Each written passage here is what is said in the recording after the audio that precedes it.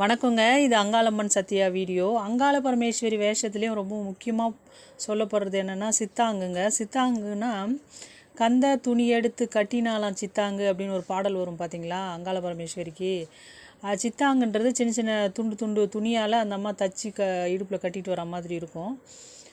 அந்த சித்தாங்கு வந்துங்க நானும் எல்லா இடங்கள்லையும் கேட்டு பார்த்துட்டேன், கிடைக்கலைங்க. நான் பாரிஸ் கூட சென்னையில் பார்த்தேன். அங்கே கூட சீசன் முடிஞ்சதுனால மயான சூறை முடித்தாலே அதெல்லாம் சேல் ஆகிடுமா, அதுக்கப்புறம் இருக்காதுன்ற மாதிரி சொன்னாங்க. மலையனூரில் கூட நான் அந்த அக்னி கோலத்தாண்ட நிறைய வச்சுருந்தாங்க, ஆனால் கேட்டால் கொடுக்கல.